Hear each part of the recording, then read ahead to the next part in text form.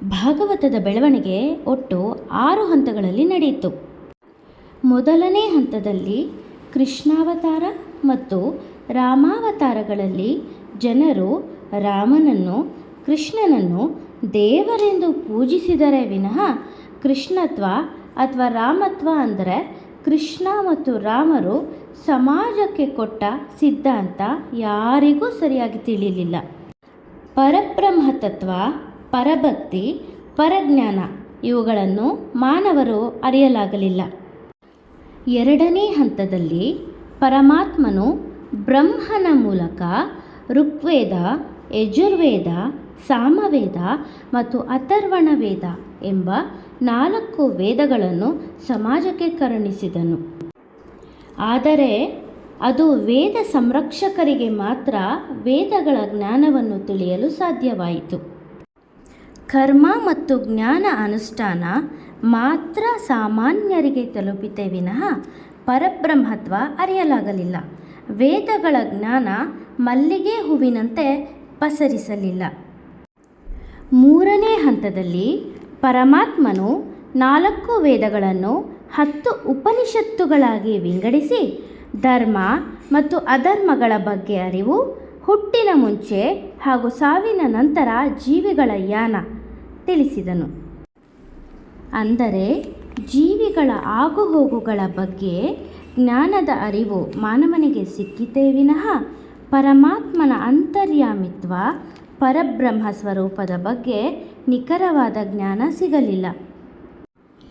ಇದನ್ನು ಅರಿತ ಪರಮಾತ್ಮ 4ನೇ ಹಂತದಲ್ಲಿ 18 ಪುರಾಣಗಳನ್ನು 6 ಸಾತ್ವಿಕ ಪುರಾಣಗಳು, 6 ತಾಮಸಿಕ ಪುರಾಣಗಳು, 6 ರಾಜಸಿಕ ಪುರಾಣಗಳಾಗಿ ವಿಂಗಡಿಸಿ ಸಮಾಜಕ್ಕೆ ಅರ್ಪಿಸಿದನು.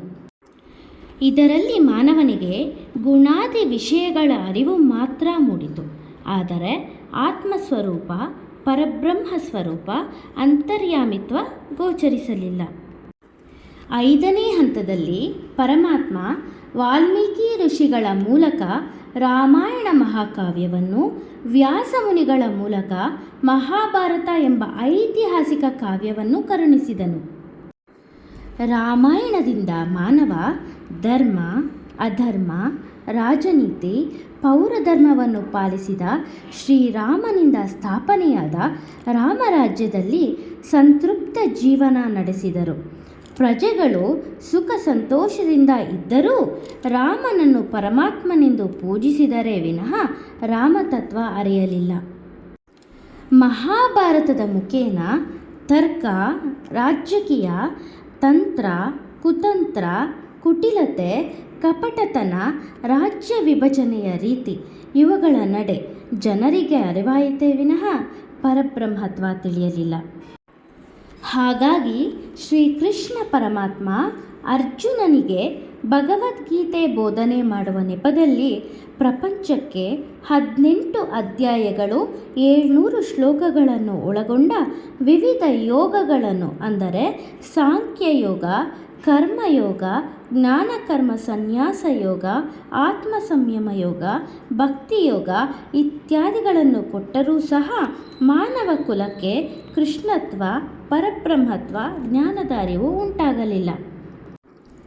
6ನೇ ಹಂತದಲ್ಲಿ ಪರಮಾತ್ಮನಿಗೆ ತನ್ನ ನಿತ್ಯ ಸೂರಿಗಳಿಗೆ ಸಿಗುವಂತಹ ಪರಭಕ್ತಿ, ಪರಜ್ಞಾನ ಸಾಮಾನ್ಯ ಮಾನವನಿಗೆ ಸಿಗಲಿಲ್ಲವಲ್ಲ ಎಂಬ ಮನೋವೇದನೆ ಹೆಚ್ಚಾಗಿ 18,000 ಶ್ಲೋಕಗಳು ಹಾಗೂ 12 ಸ್ಕಂದಗಳುಳ್ಳ ಭಾಗವತವನ್ನು 18 ಪುರಾಣವಾಗಿ ವಿಂಗಡಿಸಿ ಅದರಲ್ಲಿ ಈ ಕೆಳಗಿನ 5 ಲಕ್ಷಣಗಳನ್ನು ಅಳವಡಿಸಿದನು.